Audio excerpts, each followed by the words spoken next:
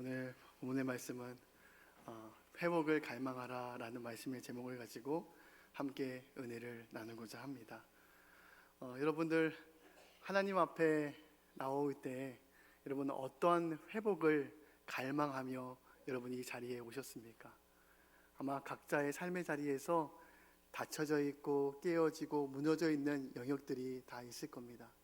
어떤 분들은 내 가족 간의 관계가 깨어져 가족의 관계의 회복을 갈망하며 기도하는 분들도 있을 겁니다.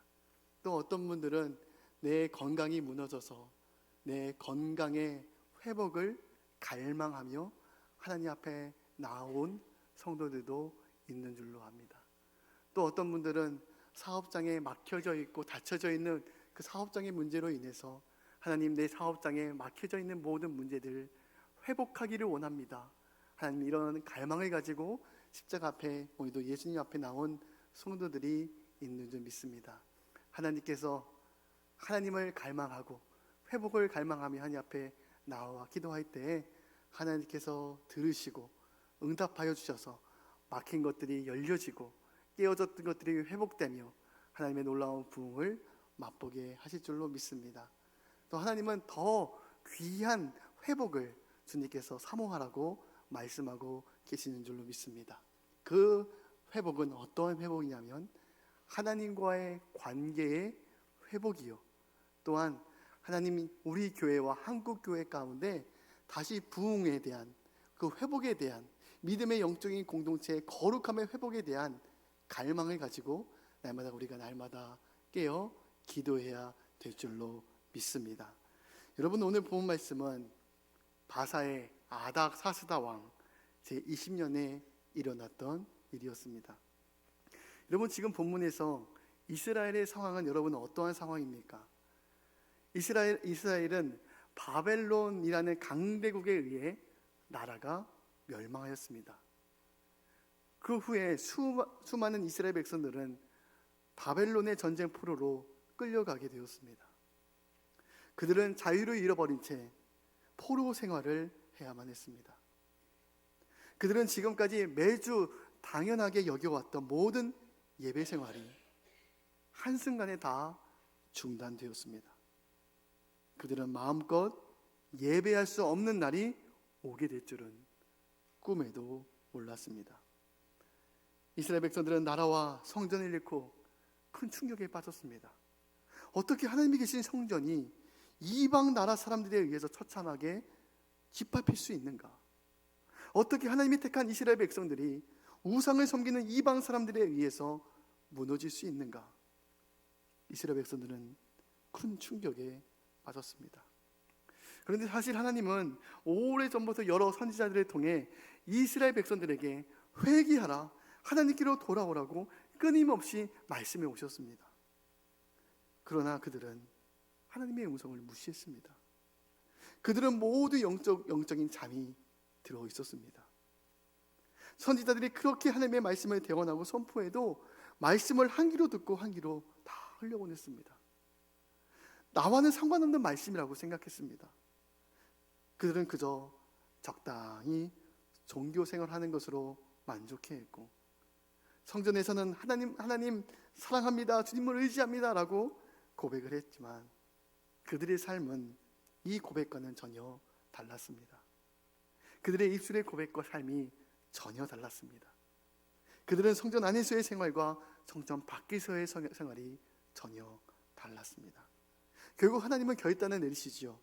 하나님이 사랑하시는 이스라엘 백성이라 할지라도 하나님은 그들을 이방인의 손에 다 팔아버리셨습니다. 그러나 이스라엘에게 절망적인 말씀만 있었던 것은 아니었습니다. 이 절망적인 상황 속에서 하나님은 동시에 회복에 대한 말씀도 함께 해주셨습니다. 예레미야 25장 11절 22절 함께 봉독하겠습니다. 이 온 땅이 황폐하여 놀램이 될 것이며 이 나라들은 70년 동안 바벨론 왕을 섬기리라. 나 여호와가 말하노라. 70년이 마치면 내가 바벨론의 왕과 그 나라와 갈대아인의 땅을 그 죄악으로 인하여 벌하여 영영이 황무케 하되. 아멘. 70년의 포로 생활을 마친 후에 다시 이스라엘 백성들을 구원하여 오게 하시겠다고 주님께서 약속하셨습니다. 이제 나라를 잃어버리고 고향을 떠난 이스라엘 백성들은 이 타지에서 다시 자신의 신앙을 되돌아보기 시작했습니다. 우리가 하나님의 말씀에서 떠난 생활을 했었구나. 우리가 하나님보다 세상을 더 동경했고 또 세상의 마음 빼앗겨 살았구나를 철저하게 깨닫게 되었습니다. 이스라엘 백성들은 바벨론 포로의 70년의 그 생활을 지나오면서 하나님 말씀 앞에 자신을 돌아보고 회개하기 시작했습니다. 그러면서 동시에 하나님이 약속하신 그 회복에 대한 말씀을 붙들고 소망하며 살았습니다. 이제 하나님께서 약속하신 그 70년의 세월이 지나고 이제 국지 정세가 급변하기 시작을 했습니다. 당시에는 전 세계의 패권을 잡은 강대한 바벨론이 오랫동안 그 세력을 유지할 것처럼 보여왔습니다. 그런데 갑자기 바사 페르시아라는 신흥 강국이 일어나 당시의 패권을 잡아가기 시작했습니다. 결국 바벨론은 바사 고레스 왕에 의해 정복을 당하고 맙니다. 그리고 기적적으로 바사의 고레스 왕은 바벨론의 포로로 끌려왔던 이스라엘 백성들을 고향으로 돌아가도 좋다고 허락해 주었습니다. 또한 고레스 왕은 이스라엘 백성들이 그렇게 염원해 오던 성전 재건을 허락해 주어 종교적인 자유까지 보장해 주었습니다. 에스라서 1장 1절 2절 말씀 함께 봉독하겠습니다. 바사왕 고레스 원년에 여호와께서 예레미야 입으로 하신 말씀을 응하게 하시려고 바사왕 고레스의 마음을 감동시키심에 저가 온 달에 공포도 하고 조서도 내려 가로되 바사왕 고레스는 말하노니 하늘의 신 여호와께서 세상 만국으로 내게 주셨고 나를 명하사 유다 예루살렘에 전을 건축하라 하셨나니. 아멘. 하나님께서 일하셨습니다. 이스라엘 백성들은 페르시아에서 3차에 걸쳐 이제 고향 예루살렘으로 이제 돌아오게 됩니다. 이제 오늘 본문인 느헤미야는 이 마지막 3차 때 예루살렘으로 돌아온 사람 중에 한 명이었습니다. 먼저 1차, 2차에 걸쳐 예루살렘으로 먼저 돌아온 사람들이 있었습니다. 그들은 먼저 무너졌던 하나님의 성전을 세웠습니다. 많은 내부와 외부의 공격과 방해로 수도 없이 성전 재건이 중단되고 재건을 반복했지만 하나님의 은혜 가운데 성전을 재건하게 되었습니다. 그런데 아직 그 땅의 예루살렘 성벽이 무너져 있었습니다. 아직까지도 성벽과 성문이 불타 무너진 채로 방치되어 있었습니다. 여러분, 성벽과 성문은 예루살렘 성 전체를 상징하는 곳입니다. 예루살렘 성은 하나님의 나라와 백성을 상징하는 겁니다. 아직까지 성벽과 성문이 재건되지 않았다는 것은 그들의 삶이 외부 세력의 무방비 상태로 노출되어 있었다는 것을 말합니다. 아직 하나님의 나라가 든든히 세워져 있지 못하다는 것입니다. 아직 하나님의 나라가 온전히 회복되지 못했다는 것입니다. 여러분, 이러한 때에 느헤미야는 바사의 수도 수상궁에 있었습니다. 느헤미야가 수상궁에 있었다는 것은 그가 왕궁에서 한 중요한 보직을 맡고 있었음을 의미합니다. 여러분, 느헤미야는 그 당시 최고의 문명, 헬레니즘 문명을 가지고 있는 그 바사의 왕궁에서 많은 것을 누리며 살았습니다. 그러나 늘 그의 마음은 이 왕궁에 있는 것이 아니라 고향 예루살렘, 하나님 나라의 회복에 대한 마음을 두고 있었습니다. 그래서 늘 그의 관심은 자기의 생활과 유익보다 이스라엘의 회복에 대한 마음을 두고 살았습니다. 어느 날 느헤미야는 예루살렘으로부터 올라온 사람들을 만나게 됩니다. 그는 지금 예루살렘 상황이 어떠한지 너무나도 궁금해서 그들에게 현재 고향의 상황을 물어보게 됩니다. 느헤미야 1장 3절 말씀 함께 봉독하겠습니다. 그들이 내게 이르되 사로잡힘을 면하고 남아있는 자들이 그 지방 거기에서 큰 환난을 당하고 능욕을 받으며 예루살렘 성은 허물어지고 성문들은 불탔다 하는지라. 아멘. 느헤미야는 예루살렘 성이 허물어지고 성문들은 불탔으며 그곳에 남아있는 이스라엘 백성들은 큰 환난을 당했다는 소식을 듣게 되었습니다. 여러분, 느헤미야가 예루살렘 상황을 전해 듣게 될 때 여러분, 그는 어떤 마음을 가졌습니까? 그는 이 소식을 듣고 수일 동안 애통해하며 하나님께 금식하며 기도했습니다. 예루살렘, 하나님의 나라와 백성들이 다 뿔뿔이 흩어지고 믿음의 공동체가 무너져 있다는 소식을 듣고 그는 마음 아파했습니다. 여러분, 이러한 느헤미야가 가진 이 마음을 갖고 계십니까? 하나님, 우리 교회가 부흥되기를 원합니다. 우리 한국교회가 다시 일어나기를 원합니다. 다시 우리 믿음의 공동체가 회복되기를 원합니다. 코로나 이후에 정체되었던 교회와 우리 신앙이 회복되기를 원합니다. 여러분, 이러한 주님의 마음을 갖고 계십니까? 아니면 내가 속한 믿음의 공동체, 교회가 어찌 되든 나와는 상관이 없는 문제라고 생각을 하십니까? 에이, 나만 잘 되고 내 신앙만 잘 지키면 됐지, 교회와 믿음의 공동체가 어찌 되었든 나와 무슨 상관이야, 여러분, 이렇게 생각을 하고 계시는 분은 없으십니까? 여러분, 하나님은 항상 이 믿음의 공동체를 통해서, 하나님의 성전과 교회를 통해서 하나님의 은혜와 생명을 불어넣으셨고 회복을 명하신 것을 기억하시기를 바랍니다. 하나님은 항상 우리 심령의 부흥과 우리 삶의 회복과 부흥이 임하기 전에 항상 우리 하나님의 영적인 공동체, 교회와 하나님의 놀라운 영적인 부흥을 먼저 주셨다는 것을 여러분 꼭 기억하시기를 바랍니다. 사실 느헤미야는 유대인이었지만 여러분, 예루살렘이 아니라 바사 페르시아에서 태어나 페르시아의 교육을 받고 페르시아의 문화 안에서 자라온 사람이었습니다. 그는 이민 2세대, 3세대의 사람으로서 어찌 보면 페르시아에서의 생활이 더 편하고 익숙한 사람이었을 겁니다. 성경에서 기록하고 있듯이 느헤미야는 바사의 수도 수산궁 왕궁에서 중요한 직책을 맡을 정도로 세상적으로 출세하고 잘 나갔던 사람이었습니다. 남부럽지 않을 정도로 나름 괜찮은 직업과 생활을 하고 있었던 사람이 바로 느헤미야였습니다. 이 정도의 생활을 누리고 있는 사람이라면 사실 자기 생활에 만족해하며 이러한 세상적인 평안을 유지하고 싶었을 겁니다.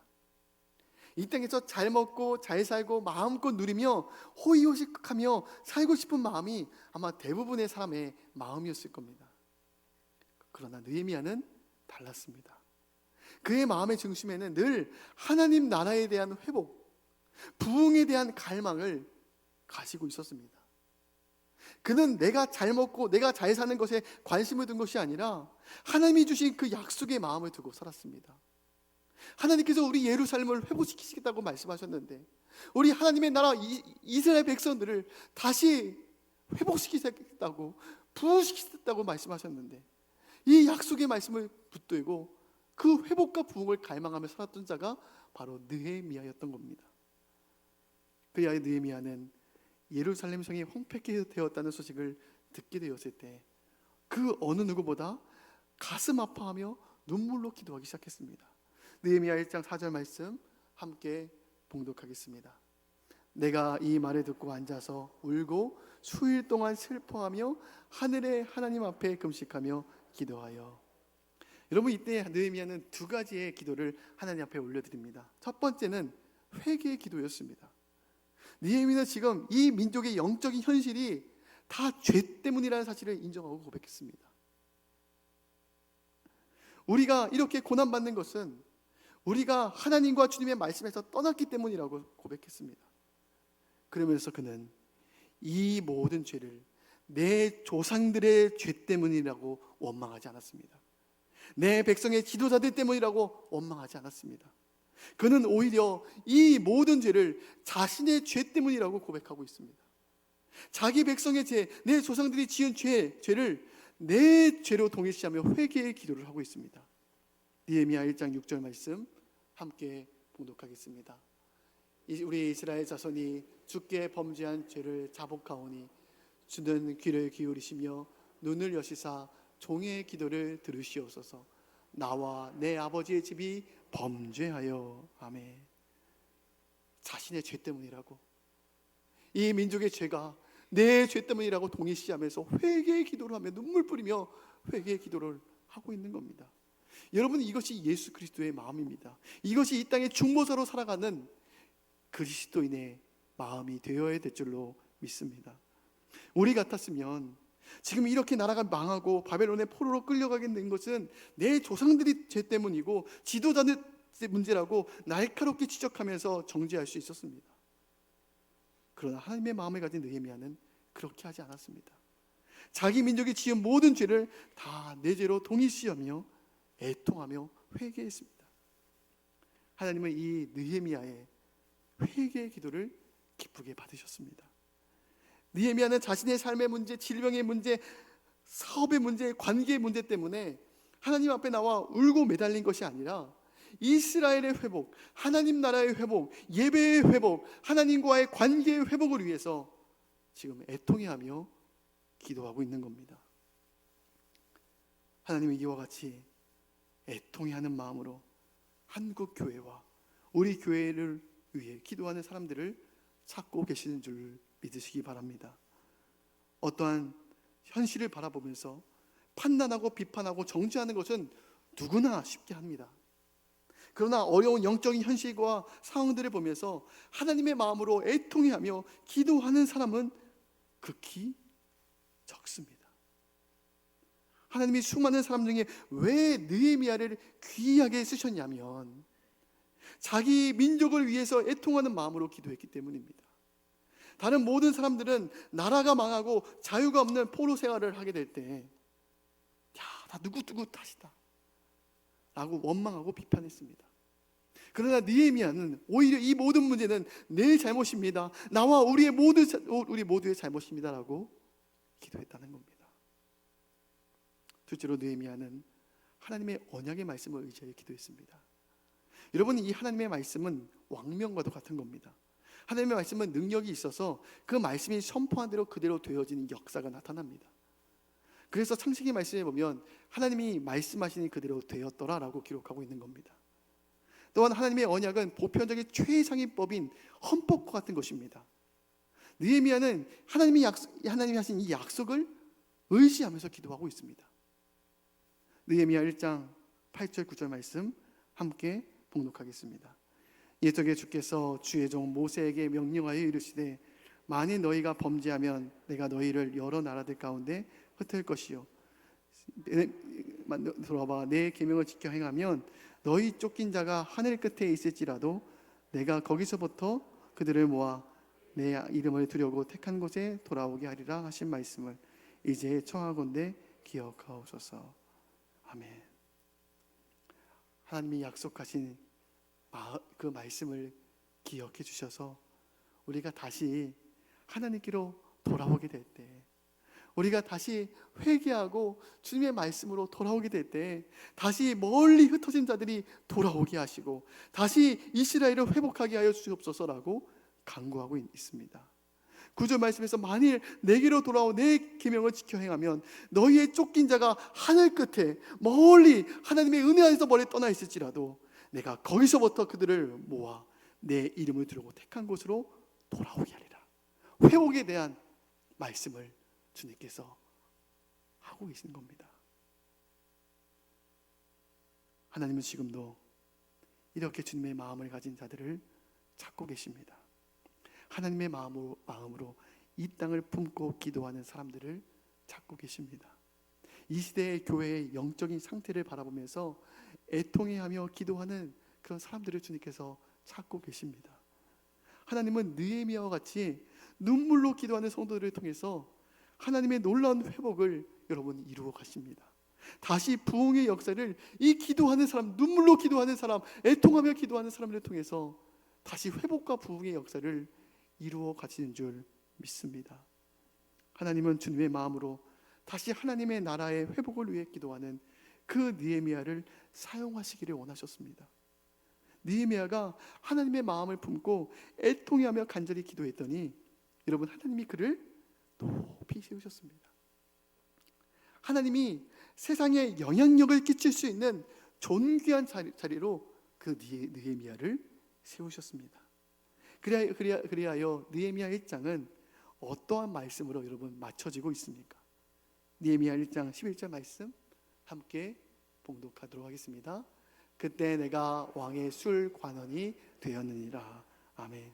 느헤미야가 회개하며 이스라엘 회복을 위해서 기도했더니 하나님은 그를 높이 세워 술 관원장의 자리에 앉게 하셨다는 겁니다. 이 세상에 영향력 있는 자리로 주님께서 세워주셨다는 겁니다. 하나님의 거룩한 영향력을 끼칠 수 있는 자리로 그를 높이 존귀히 세우셨다는 겁니다. 여러분, 술 관원장은 어떠한 사람입니까? 이 술 관원장의 지위는 그 당시 재상보다 더 높은 최고의 고관이었습니다. 여러분, 그 당시의 기록에 보면 술 관원장의 주요 업무가 기록되어져 있는데, 첫째는 음식에 독이 들어가 있는지 맛을 보는 일이었습니다. 두 번째는 왕이 누구와 접견을 하게 될지를 결정하는 일을 했다고 합니다. 세 번째는 왕의 개인적인 고민을 나누는 삶의 동지로서의 일도 해야 했다는 겁니다. 네 번째는 주요 연회의 총책임자가 되어서 매일같이 거행되는 연회를 총괄했고, 마지막 다섯 번째는 왕의 명령을 시행할 수 있는 권한도 그에게 어느 정도 있었다는 겁니다. 즉 왕의 생명이 술 관원장에게 있다 해도 지나친 말이 아니었다는 겁니다.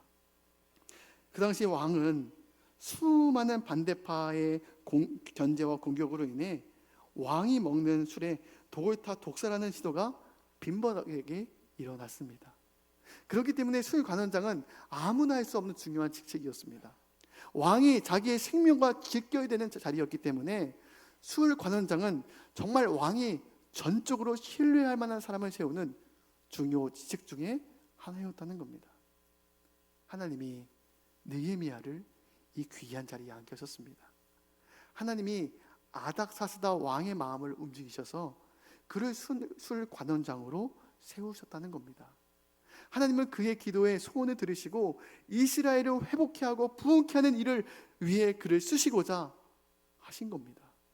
하나님의 뜻을 이룰 수 있는 영향력 있는 자리로 그를 높이 세워주셨습니다.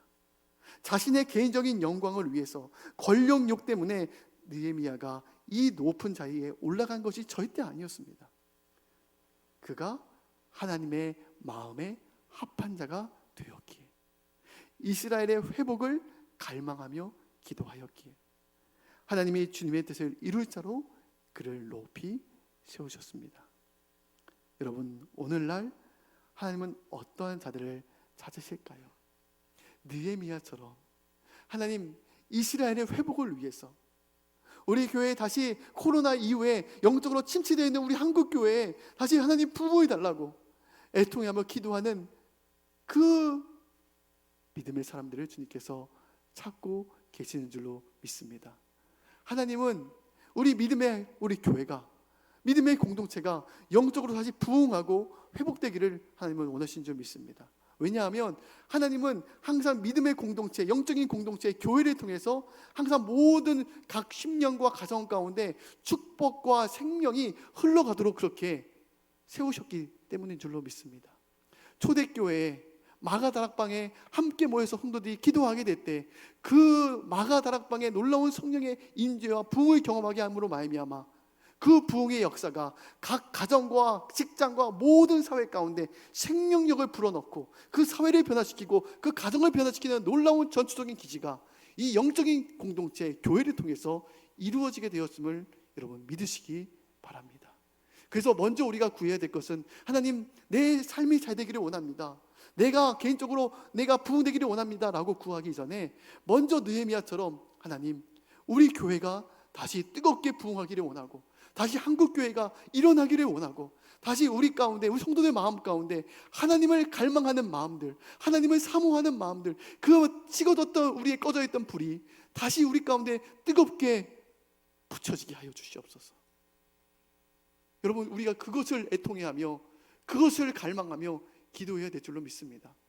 여러분, 교회 안에 이러한 놀라운 회복과 부흥의 역사가 일어나게 될 때에 그 불이, 그 회복과 그 생명의 역사가 교회를 통해서 각 성도들 가운데 회복의 역사가 일어나고 각 가정과 사업장 가운데 놀라운 회복과 부흥과 생명의 역사가 모든 가정과 사회와 지역 가운데 흘러가게 되는 줄로 믿습니다. 오늘도 우리 함께 이 마음을 갖고 함께 기도하기를 원합니다. 하나님, 한국교회, 우리 교회 다시 부흥 허락하여 주시옵소서. 다시 하나님의 은혜를 회복하게 하여 주시고, 다시 영적인 불이 식어졌던 우리 마음 가운데 다시 뜨겁게 불이 붙게 하여 주시옵소서. 그래야 교회의 부흥을 통해서 이 땅의 놀라운 회복과 가정의 회복이 일어나게 하여 주시옵소서. 이를 위해서 날마다 깨어 기도하며 나아가는 저와 여러분이 되시기를 주님의 이름으로 축복합니다. 우리 이 시간 함께 찬양하고 통성으로 기도하겠습니다.